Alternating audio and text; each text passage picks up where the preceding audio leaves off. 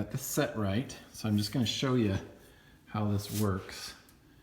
As we're tightening the bolt, just like any other ratchet, holding onto the top. Whoop, whoop, whoop. I'm sorry, I'm holding with one hand and tightening with the other, so.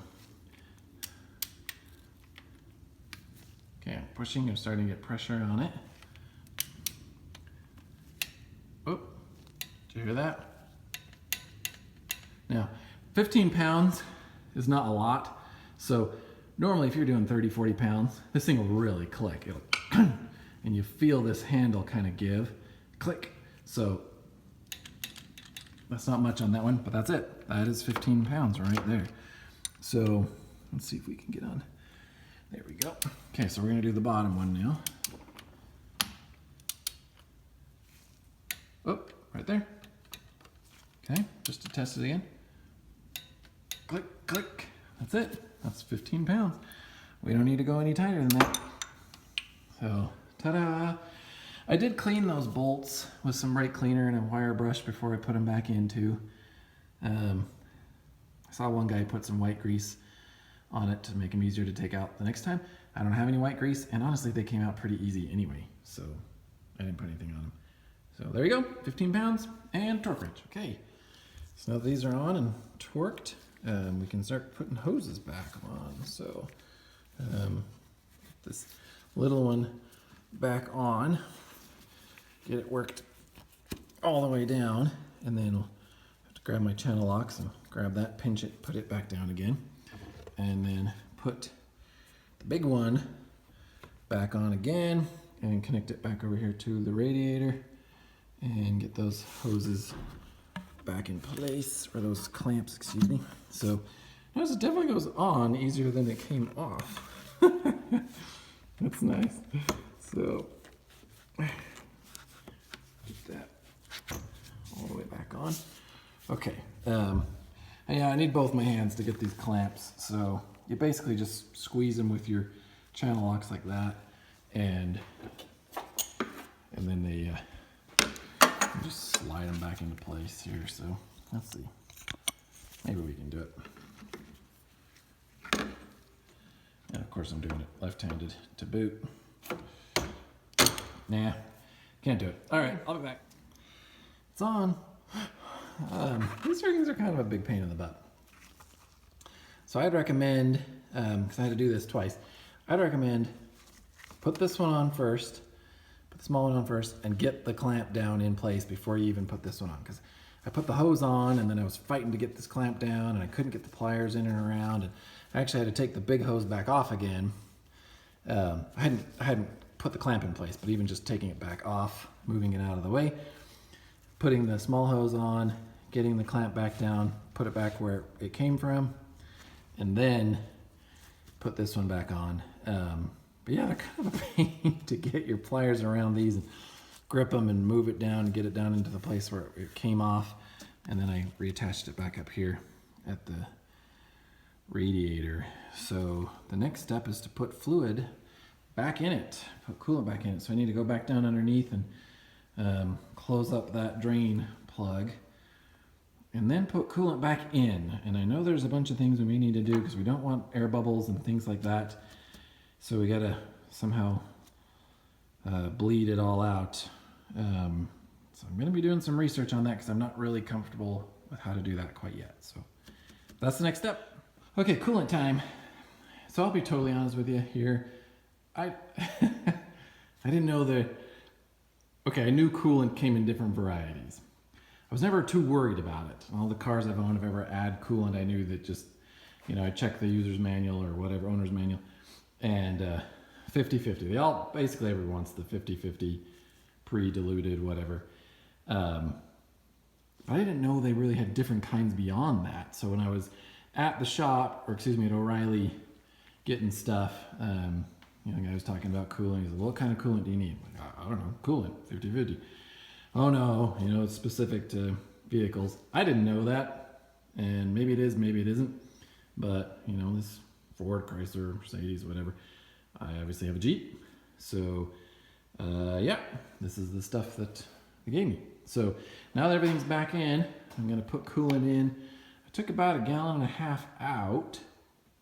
I'm going to put this first gallon back in, and then I actually just did watch a pretty cool way of burping the system with a really cool funnel that fits inside the cap. I don't have one of those, but man, it was cool. So maybe I'll just put this 1 gallon in, and then maybe tomorrow I will stop at an auto parts store and see if I can get one of those, because that was, or at least, I don't know, sometimes they loan things. Maybe they'll loan one to me. I don't know. It was pretty cool where the funnel actually fit down inside, so you could actually put more coolant into the funnel than actually was needed. So you'd fill the engine up, and then you'd put a little bit more coolant. So what happens is the engine's down here, and the coolant level is up here. So we know that all the bubbles are going to work themselves up here, or at least better chance. So it'll kind of burp itself out, and after you run the engine for 20 minutes or so while it's doing that, you could actually like kind of put this cool tool down in there. It would stop up the hole, and you could lift the funnel out with all the remaining fluid in it. Go, take care of that, dispose of it, whatever, and put your cap back on. So yeah, that was cool. I don't know if I'll be able to do that, but it was really cool. I'll link to the video in the description. So, all right, here we go. Gallon number 1. So I got one. This is the thing I was just talking about. So I went ahead and I put a gallon already in, just with that. The engine wasn't running as I was putting that in, so as it got going, it got real slow near the end, because I know I need to start running the engine and let the fluid or the coolant start to circulate as it'll go, so I'm going to add more in it. Okay, so this is the thing I was telling you about. I went to O'Reilly, and it's called a Spill-Free Funnel. Their website called it a Lisle funnel, L-I-S-L-E or something like that. So it's a pretty cool idea. What it does, let's see if there's anything on the lid. Yeah, there you go. There's the brand, Lisle, something like that. Spill-Free Funnel. So it comes with all these attachments, different kinds of radiator caps, and they have a hole in them, and then all these different attachments that fit down inside. So what you're supposed to do, so I've got this one on here. So there's the cap that fits mine, and then these attachments, they fit down inside. They've got an O-ring, kind of a gasket here, that you put down in there, and then you put this cap over the top of it, so it pushes it down nice and tight. I can find there we go. So it just kind of, it's not like a full cap. It doesn't screw all the way on or anything. Just gets there nice and tight, so that gasket down there puts pressure on it. So basically it allows it to be spill free later on. It doesn't fill up the neck of the radiator with fluid. It just goes right down into the radiator. So then you take this, and it fits right down in, oh goodness, I'm trying to watch through the camera. So it fits down in there like that. So yeah, kind of goes right down in it. So what you can do then is fill this up with coolant. It says to put about 1/3 of the way full. Turn the engine on so it starts circulating the fluid, and it'll start dropping down, especially once the thermostat that we just put in opens up, then the fluid should really drop. So, and you just keep putting more fluid in there. You can kind of top it up and go away. So it has instructions. I think the instructions even say it allows you to put fluid in unmonitored. I don't know if I would do that, especially not if the engine's running. I don't think I would walk away from a vehicle that I'm putting fluid in and while the engine's running. I mean, if it's not running, put that first gallon in. Sure, that's cool. But so you put the fluid in and just keep putting until you don't get enough in there. And check your fluid levels. I found another website that lists all the fluid levels of these Jeeps. So like I said, I took about 1.5 gallons out. There is still some in the, I think there's a little bit down in there. Maybe I should drain that out. Not entirely sure how to do that. Maybe I'll see if I can figure out how to drain that out. So I'm putting new fluid in it total. Anyway, so once you get it in there, you still put the fluid up. The video I watched, you put the fluid up here, and as you're running, the bubbles will actually come through the system and they'll come up and out here. Because we have the fluid level is higher here and the engine is lower, that gravity effect, you know, this is always constantly going to be pushing down. So it's going to add some gravity into the system as it's pushing along. So the bubbles really should come up and come out here. So it makes that a lot easier to get all the air out, because you don't want air in your engine, right? These are all the things I'm learning that could cause overheating. So yeah, you don't want bubbles in the engine. Yeah, and that makes me nervous. That's one of those things that, again, not being a mechanic, makes me nervous. I don't know all the tricks of the trade, so I watch all the videos. I do research, because that's what I am good at. I'm good at research. And yeah, that seemed to work really slick for these other guys. So we're going to give that a shot. So, in fact, let's just grab my coolant here. Open up what I've got. This gallon here's almost empty, so I'm just gonna, well, hang on. First, let's just make sure that that's in there nice and tight. Oh, I forgot to tell you the last cool feature. Since you put fluid in there above here, once all the air bubbles are gone, you still got fluid in here, right? And that's too much for the system. So that's where this thing comes into play. You actually stick this down in there and it plugs up the hole. Then you can remove the funnel and still keep all the fluid in here without it leaking out the bottom. And since it's still good fluid, you know, you could put it back in the jug or something, wherever. Or dispose of it, I guess, if that's what you want. But yeah, cool, huh? Yeah, just an idea. Now, okay, some of you are probably gonna freak out about this. This wasn't cheap. This was expensive. It was about 45 bucks. And when I bought it, the dude at O'Reilly was like, so dude, that's like a $45 funnel. And I was like, yeah, but it does so much more than that. The peace of mind of being able to put this on here that connects right into it, and that'll help get the bubbles out of it, instead of, you know, you're watching the open thing and squeezing the tube here to try to get bubbles out and whatever. Man, the peace of mind of just having this run and let the bubbles come out the top, that was awesome to me. With all the extra attachments, it comes with like a 45-degree angle, a long attachment, different kinds. So I can use this on all my vehicles. Now, I'm not quite so scared of coolant flushes. That was something I was just terrified of because of the whole overheating thing and the bubbles, and I didn't know how to get it out. Yeah, I'm not so scared about that now. So honestly, having this, I can do my Volvo, my Suburban, I mean, everything I've got. I can do coolant flushes now on my own. And that's gonna save me a ton of money. So yeah, okay. Okay, here we go. Let's pour our coolant down in there.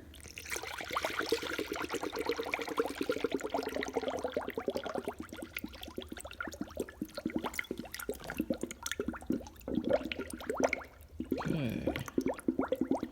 So that's just draining right in there. I've had this sitting for, well, a while now. Honestly, it's been 2 days since that last video, because yesterday I had out run some things around. My son got his wisdom teeth out, so I was busy with that all day long. So I didn't do any work on this yesterday. So it's been sitting for 2 days. And I mentioned to you the first day when I was pouring it in, I had to pour it in the regular funnel, that one, quite slowly at the end, because it was just backing right up out of the neck, and you know, it was getting to the point where it was leaking over and took forever. So that's interesting to me. Now that I've let it sit for 2 days, I just poured all that in there and boop, I mean, down it went. So we're right to the top here. So I'm gonna put some more fluid in it, more coolant, and then turn the engine on and watch it cycle. Okay, so there we go. Got fluid in it, fluent. I keep calling it fluent. It's like a mixture of coolant and fluid, so. All right, we're gonna go keep the engine on here.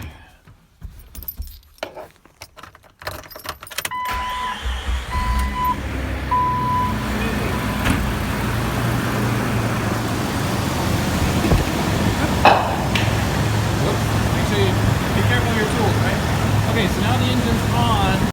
It's going to start getting the coolant through Eventually, as it warms up, the thermostat will open. You see that? The bubbles are already coming out. That's a good thing. The thermostat will open up and this fluid level should really drop. So I want to keep my eye on it.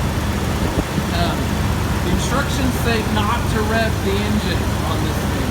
It says that it's safer to just let the idle do its thing and get up to temperature, because if you fluctuate the revs, you can actually cause this to explode back out. Like the fluid can explode back out at you. And you definitely don't want that. So, okay, so I'm going to let this run. It may take a while. The video that I watched of these guys said it may take about 20 minutes or so for this to get going. See that? I love to see that, all these bubbles coming out. That just does my heart good, because I know that they're working themselves through the system, and they're coming up and out here. Because otherwise, you know, I've seen guys that have taken the hoses off to go to the heater core, and they filled that up individually, they filled the block up individually, they filled a whole bunch of things up individually. So, all right, we'll let this go for a minute, see how it goes. I was gonna try to empty this, so I'm gonna do that. So I just took the hose off of there. Okay, so I actually just got this worked free. It just slides up. There is a little button right there, you can see, that fits in that hole right there. So that keeps it from coming off. I just pushed on it with my hand so that I could kind of push it in large enough so this would come loose. It did hurt. It came loose pretty rough, but if you can see, there's still a bunch of fluid in there. I don't really want to keep any of the old stuff, so I'm just gonna dump that while I'm at it, and then we'll start off fresh. Then we'll go back to turn that. Kind of stop right in the middle of me. So yeah, so now that's back in there. Make sure the little hose is still on nice and good with the hose clamp down there. Yeah, see, this one actually has this special coolant required thing, so glad I asked about coolant. So, okay, I'm gonna attach this back on. I found this the other day just out loose like this, and it had there was coolant that had drained out. You can see it right there. And it was all over the place. It got all over the fan, and of course the fan spread all over the place. So I actually put a little hose clamp on it to keep that in place right there. Not too tight, but enough to keep it there. I don't know what made it come off. So anyway, okay, I'm gonna put that back on, then we'll get the engine. Okay, engine's running again. So obviously we want to keep an eye on the thermostat housing there and make sure we don't get any leaks. Now, that gasket was or anything like that. So we'll kind of keep our eye on that and then just let this run. I might put a little bit more coolant in that just to top it up a little bit. So, but it'll get used. I'll just take whatever's in here that is not used after a good 20 minutes after that thermostat opens up. I'll just take it and put it down in the overflow.